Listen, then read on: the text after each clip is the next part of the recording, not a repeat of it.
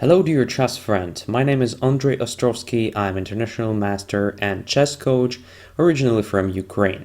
And you are welcome to the opening course dedicated to Closed Catalan from Black's perspective. Position that you can see on the board is one of the most popular positions in chess, and it defines the classic Catalan setup. So as we can see, White managed to occupy the center with two pawns, c4 and d4, and develop the bishop on g2, where it occupies long diagonal h1, a8, aiming to exert pressure and support other pieces' activity. And this usually happens actually after Black's d5 takes c4. But there is an interesting option to prevent this and to opt for the closed Catalan. And the closed Catalan starts when Black decides to play c6, protecting d5 additionally, so that's restricting the bishop g2 and actually delaying capture d5 takes c4. So here we already can name two main ideas of this setup with Black. So first of all, Black delays d5 takes c4. It doesn't actually mean that Black rejects taking on c4 at all. So Black takes on c4 in many lines here, but later when he's sure that he's absolutely ready to meet White's activity along h1, a8 diagonal. Another idea is actually that Black does everything to limit the activity of the bishop g2. So from this point of view, in my opinion, this c6, so closed Catalan, is the most logical reaction to White's bishop g2 approach, and exactly this gives Black a chance to fight with the main idea behind White's setup. One of the greatest advantages of this closed Catalan as Black is the big quantity of different transpositions to the closed Catalan. The classic one is from the Queen's Gambit declined after d4, d5, c4, e6, knight f3, knight f6, White plays g3, and we have exactly the closed Catalan after bishop e7, bishop g2, castles, castles, and c6. There is also a possibility to reach this position from a variety of different openings. For instance, if White starts with a knight f3, after knight f6, and let's say c4, so we have the English opening here. Black plays e6, after g3, Black plays d5, bishop g2, bishop e7, castles, castles, and here, in the vast majority of cases, White plays d4, and we have again the closed Catalan after c6. There is also a possibility to reach this position from Reti opening, knight f3, knight f6, g3, d5, bishop g2, and now e6. And we have again the same after castling, bishop e7. The most principal approach for White here is to undermine d5, and after castles, d4 leads to the same position. Black plays c6, and we have a closed Catalan. There is also a possibility to reach the closed Catalan from different Queen's Indian defense lines. For example, after d4, knight f6, c4, e6, White plays knight f3, and here after b6 and g3, Black has a chance to play bishop a6, which in many cases also can lead to closed Catalan positions. There is also another approach which looks quite ugly at first glance, but, well, in my opinion, this leads to closed Catalan 100% because White simply has no chance to avoid it. I'm talking about c6 move, which became quite popular nowadays. So bishop g2, bishop e7, castles, castles, and after knight c3, Black plays d5. So we have actually the same, including moves knight c3 and b6, which are quite typical for both sides. And finally, an interesting order of moves after d4, knight f6, c4, e6, and g3, so-called anti-Queen's Indian. Here Black plays d5, and after bishop g2, again, we have a possibility to reach the closed Catalan position we already discussed. And in addition to this, black has a chance to start with the bishop b4 check, which in many cases leads to bishop d2, and after that black plays bishop e7, knight f3, castles, castles, and c6. So we have the same closed Catalan position, but now we can notice the difference. Bishop occupies not c1 but d2 square. So it is an interesting nuance. We will discuss this later in the course. In fact, it favors black because on d2 bishop is placed not so good. In fact, this position is quite ugly, which means that this intermediate bishop b4 check was very useful and helpful. For this moment, we can simply say that there are two main appearances of this closed Catalan. So the first is the one that you see on the board with the bishop on d2, and another one is the classic one, the so-called pure Catalan that arises with the bishop on c1. So we will divide the course exactly into two parts. So the first part will be dedicated to this position, the pure Catalan, because simply the vast majority of orders of moves lead exactly to this version. And the second part will be dedicated to the one with the bishop on d2, which is, in my opinion, a better version for black. So the next question is, isn't it really passive and boring opening line to play it with black? Well, it might be a bit boring. For example, Anish Giri thinks that this is boring as hell. But in fact, you can call every closed position boring. And in my opinion, it remains boring until you understand what to do. If you know what to do, well, position becomes just comfortable. On the other hand, it is quite interesting position in a sense of fighting for a win. It might sound a bit strange because, in fact, it looks like black did everything to make on bishop c8 very passive. So in each and every line when black plays e6, d5, especially in Queen's Gambit declined, it is a typical problem. Here it looks like black made this problem even worse, because one more pawn now occupies the light square, but well, it's only at the first glance passive position. So in fact, black has a chance to improve positions of all his pieces and to come up with the breakthrough at the right moment. So by the spirit, it is something like a hedgehog. So very passive approach at first glance, but the one that has great potential, and at some point, black's pieces that were passive all of a sudden become very active and start exerting enormous pressure on white's position. Just to prove that it is a true fighting opening tool for black, I want to show you one of games of mine.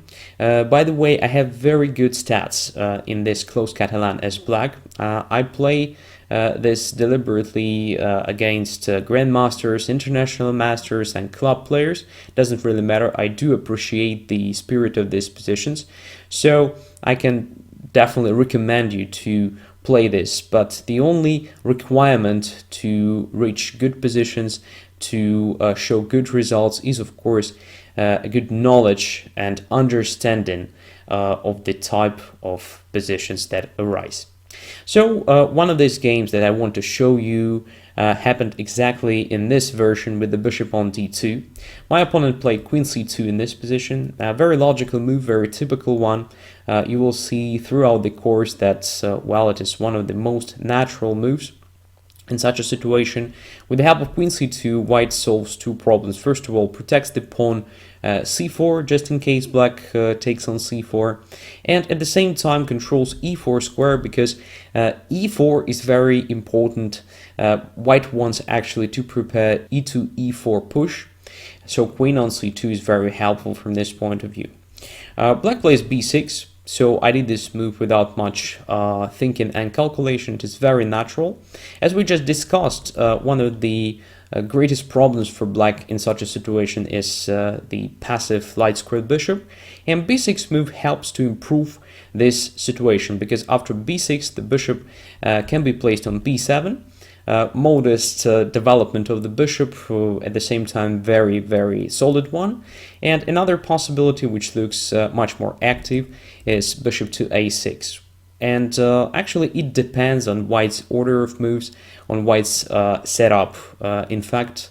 So in some situations it is much better to develop the bishop on a6 because it simply occupies a very active position there, exerting pressure on c4 pawn and indirect pressure on e2 pawn.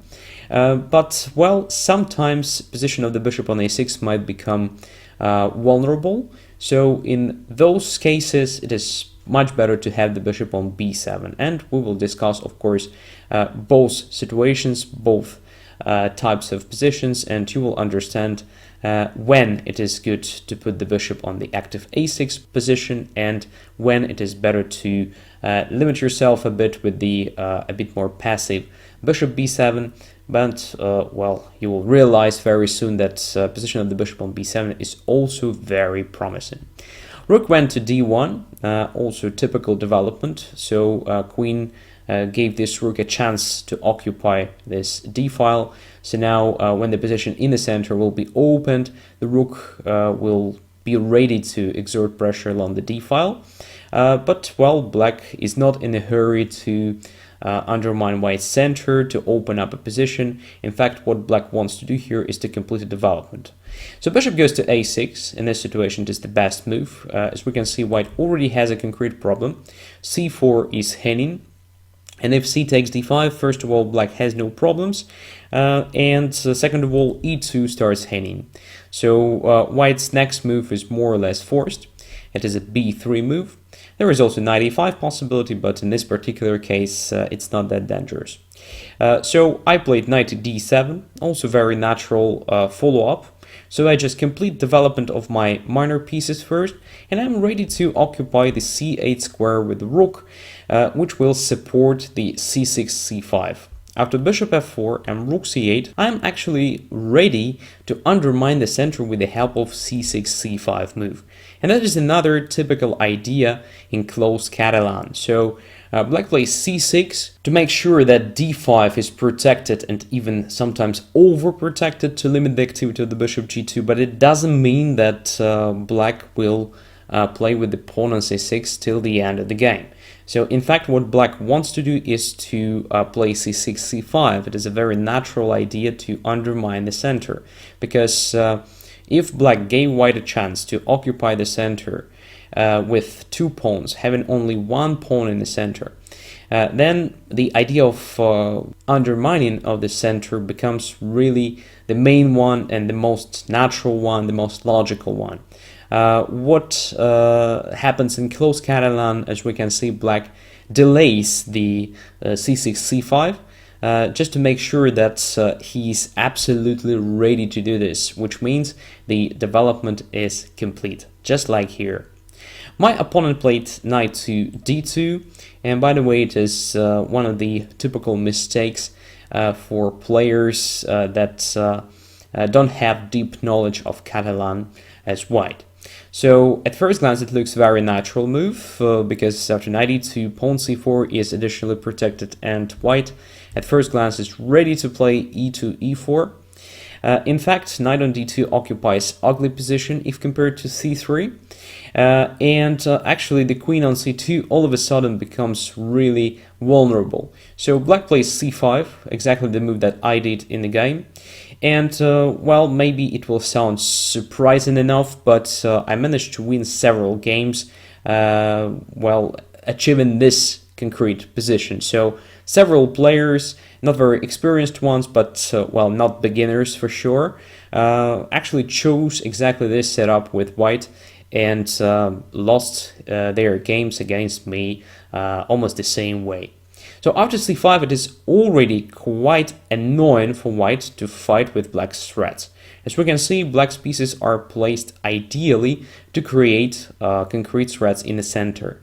And white's main problem here is that white can't simplify a situation in the center without losing some control. For example, if white takes on d5 with the pawn, black has a great chance to take on d4, attacking the queen. So d5 is hanging, e2 is hanging, black's position looks very good. We will discuss the consequences of this later in the course. If white, for instance, takes on c5, then after bishop takes c5, situation again remains quite annoying for white, because cd5 is now not possible at all in the view of bishop c5 takes f2, and then rook takes on c2, winning the queen, and f2 starts looking a simple target for black, as well as for example pawn c4, because at some point black will finally capture on c4, creating an isolated pawn on the c file. So it will be just a natural target to attack, while black has no weaknesses, as we can see.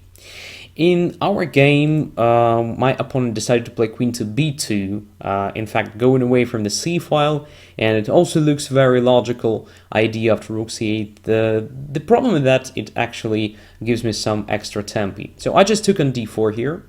As we can see, if knight takes d4, black benefits after e5, so black actually wins the material already. So it is necessary to take with the queen, which gives me the chance to occupy c5 square, very good position for the bishop, with the tempo. And once again, white has serious problems here, so it's not clear which square to occupy with the queen.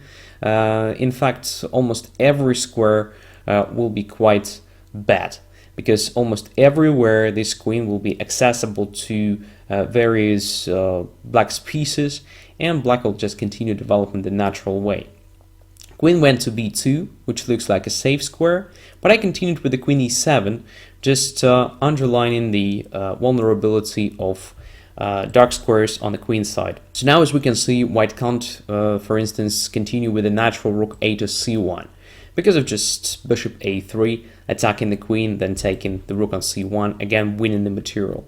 So bishop a3 is an annoying threat itself, so this move will force queen most likely back to the c file, and black will continue with creating threats to c4 pawn. By the way, already here black is thinking of taking on c4 at some point, because most likely it will create the isolated pawn on the c file, and black will have just a much better pawn structure. So I don't want to say that black has a advantage here. Most likely position is still balanced, but white already has to be very careful not to lose the game.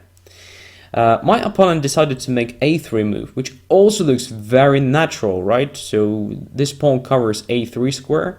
Black at first glance should be careful about this b3, b4, because it looks like a natural idea to grab the space, to kick the bishop away, and so on. So everything says that, well, white is okay, right? Wrong. In fact, white is already in a very big trouble. So I just played knight to g4. And here I think my opponent already realized how bad is his position, because pawn f2 is hanging, and appears that queen e7 move had another idea behind. So not only bishop a3, but also controlling e5. So now black is ready to play e5 next move, and all of a sudden white has no satisfactory defense. f2 is hanging, doesn't really matter what white does, plays rook to f1 or e3 like my opponent did in the game. Black reacts to this almost the same way, so he plays e5, and white is in a big trouble. So most likely it was possible to play bishop g5 here. Maybe it was the best chance for white, but after f6, for example, white has serious problems, because bishop h4 is just very bad. I guess g5 is possible here, winning the minor piece, but even if g5 is not possible, look at this bishop h4. It is here for a long time, and it is really ugly. So in the game, my opponent decided to counterattack with the b4 move, but, well, I just took on f4 after bc5 and f takes e3. With the tempo, I just damaged completely white's pawn structure in the center on the king side, so most likely I will get to the king very soon. Pawn on c5 is also hanging, as well as c4, so white's position is simply disastrous. White's pieces are not coordinated, while black's pieces occupy almost ideal places, each and every playing its role. So it is the move number 19, exactly the move when my opponent decided to resign. And tell me please, is there a lot of opening lines when you can win the game making only natural moves without taking much risk on the move number 19 with black? I think not so many. So this definitely makes the Closed Catalan a really fighting tool, and in my opinion one of the best possible opening lines for black, because, well, it is very solid. First of all, there are a lot of different ways leading to the key position, and actually if your opponent wants to win, and if you play against a normal ambitious player as black, most likely your opponent will want to win the game. So black actually has good chances to play for a win as well. I do believe if you will master the ideas and opening lines that I will suggest throughout the course, you will improve your results with black against closed games in general. Thanks a lot for your attention. See you next lesson.